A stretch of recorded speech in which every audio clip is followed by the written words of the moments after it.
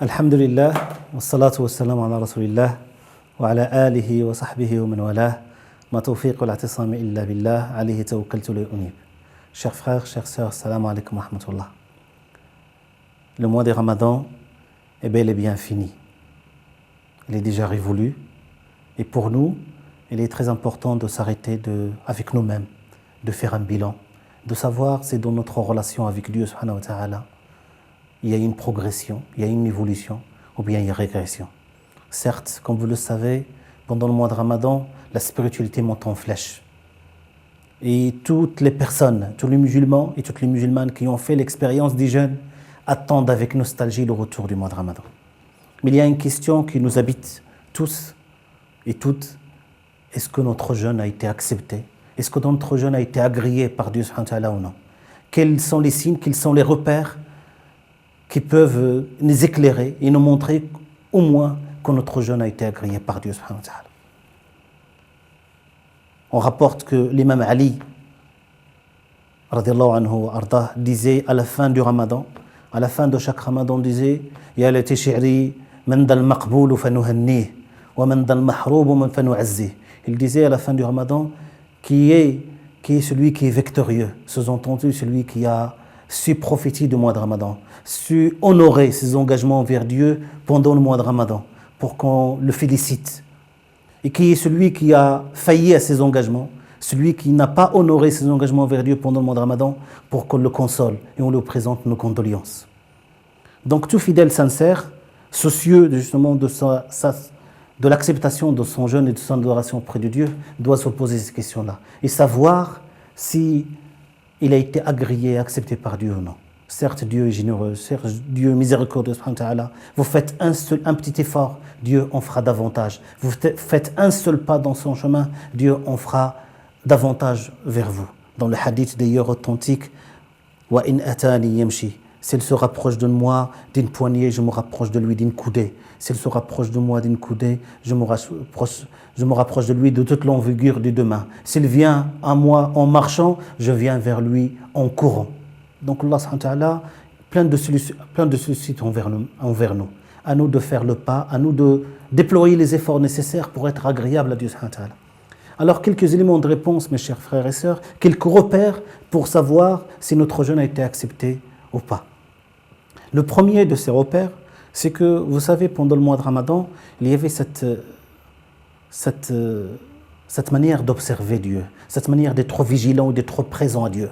C'est quelque chose qui a été développé pendant ce mois. Le fidèle était vigilant pour ne pas commettre quelque chose qui va altérer son jeûne, qui va nuire à son adoration auprès de Dieu subhanahu wa ta'ala.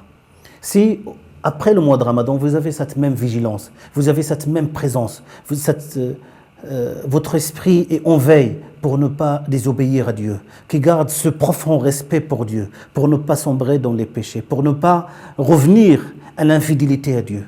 Si vous avez toujours ce sentiment-là, si vous avez toujours cette vigilance-là, sachez bien que votre jeûne, c'est parmi les signes de l'acceptation et de l'agrément de Dieu pour votre jeûne. Un deuxième repère, c'est que, comme disait Ibn Ata'Allah Sakandari dans ses sentences, إذا أردت أن تعرف مقامك عنده فانظر فيما أقامك. Si vous voulez connaître votre place, le rang que vous occupez auprès de Dieu, alors regardez la situation où il vous maintient. Regardez où vous en êtes. Si Dieu vous accorde sa grâce et sa miséricorde et vous êtes dans la présence à Dieu, vous êtes dans l'adoration, vous êtes dans l'obéissance, vous êtes dans l'amour de Dieu subhanahu wa ta'ala, alors sachez que vous avez une place importante auprès de Dieu. En revanche, si vous êtes dans l'autre chemin, dans la mauvaise voie, alors sachez que c'est un signe aussi que vous n'avez aucun rang, aucune place auprès de Dieu subhanahu wa ta'ala, et c'est parmi les signes que notre jeûne a été altéré ou nous avons commis des choses qui nuisent à notre jeûne. Troisième élément de réponse, mes chers frères et sœurs, c'est ce retour à Dieu, ce qu'on appelle at-tawba an-nasuh. At-tawba, le retour sincère à Dieu. Vous savez, le mois de Ramadan, c'est le mois de tawba par excellence, c'est le mois de pardon par excellence.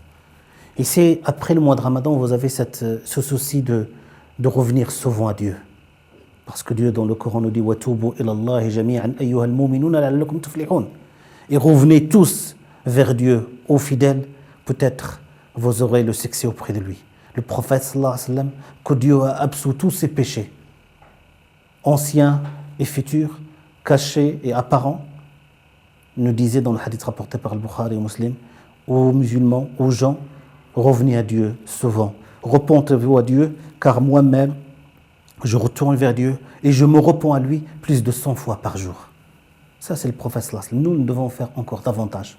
Si après le mois de Ramadan, vous avez cette intention-là, vous avez cette volonté de revenir sincèrement à Dieu subhanahu wa ta'ala, sachez que ça permet les signes de l'acceptation de notre jeûne.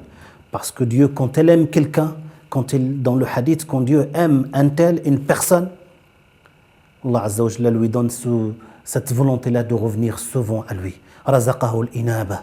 Inna Allah idha ahabba abdan razaqahu al-inaba.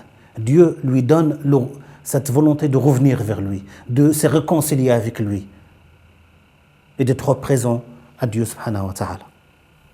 Ça, c'est parmi les signes aussi de l'acceptation de notre jeûne. Un quatrième repère, c'est que, vous savez, pendant le mois de Ramadan, nous tous,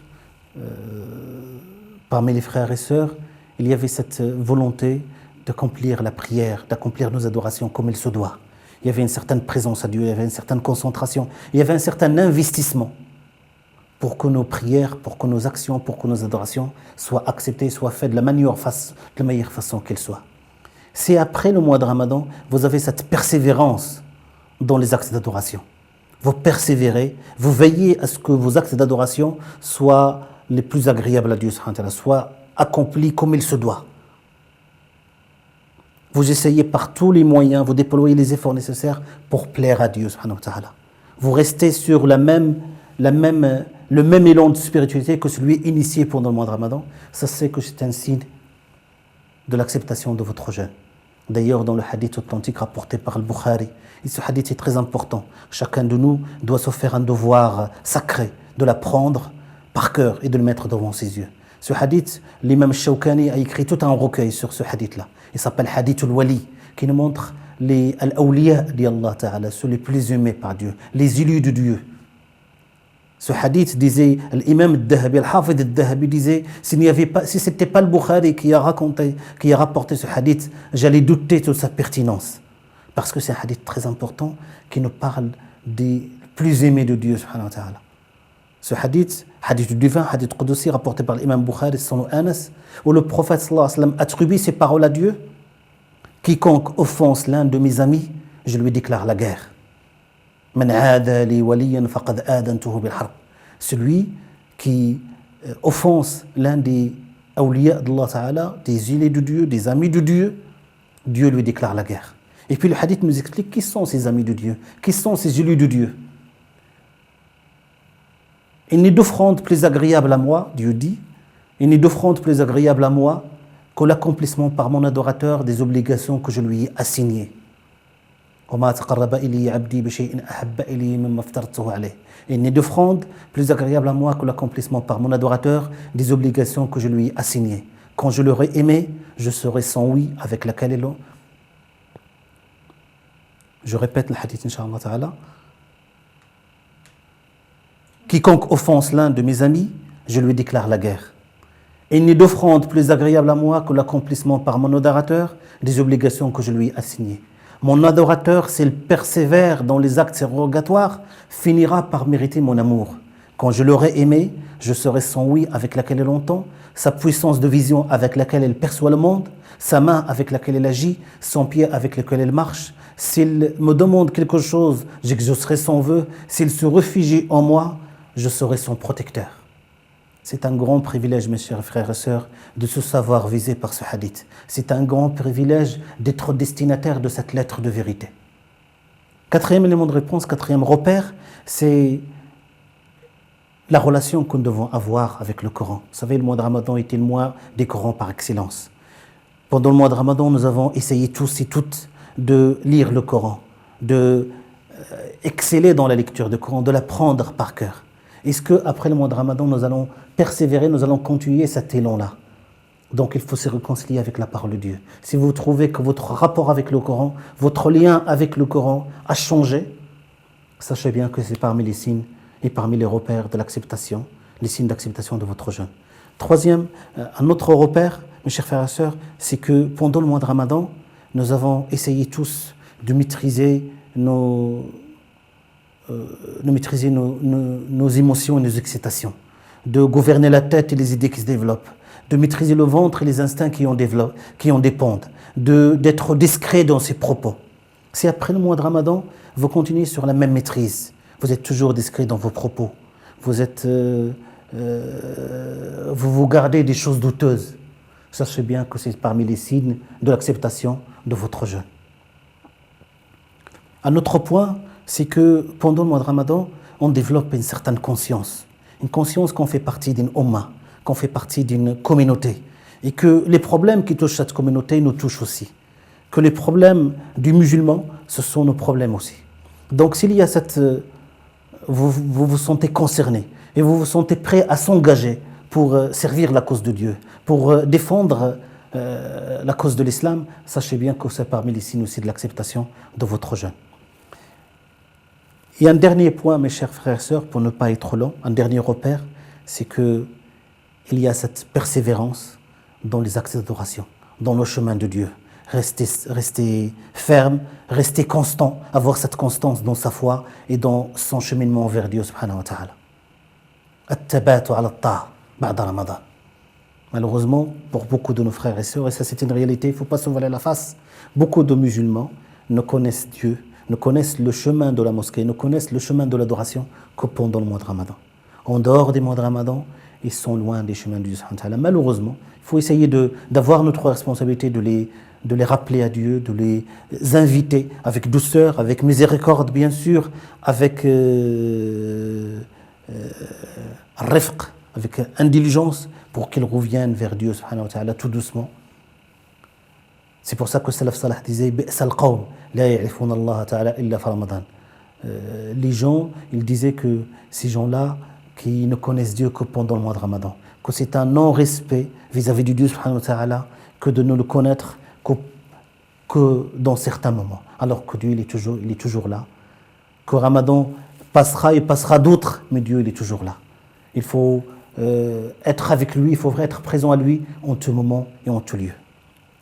Le fait que les musulmans persévèrent dans la voie de Dieu, c'est pour ça que le prophète sallallahu alayhi wa sallam dit dans le hadith Allahumma ya muqallib al-qulub thabbit qalbi ala ta'atik, ala dinik. Allahumma ya musarrif al-qulub sarrif qalbi ala ta'atik. Donc Dieu subhanahu wa ta'ala, demandez à Dieu subhanahu wa ta'ala qu'il reste les pieds fermes dans le temps de l'adoration et le temps de la spiritualité et non celui des laisser aller et de l'insouciance. Donc le fait que le fidèle persévère dans cette voie, c'est parmi les signes de l'acceptation de son jeûne et de l'agrément de Dieu de son jeûne. Que Dieu subhanahu wa ta'ala accepte de nous, que Dieu subhanahu wa ta'ala bénit nos actions, bénit notre jeûne, bénit notre relation avec lui, que Dieu subhanahu wa ta'ala nous octroie son amour et l'amour de son prophète Muhammad sallallahu alayhi wa sallam et nous permette d'accéder à sa proximité. Wassalamu alaikum wa rahmatullah.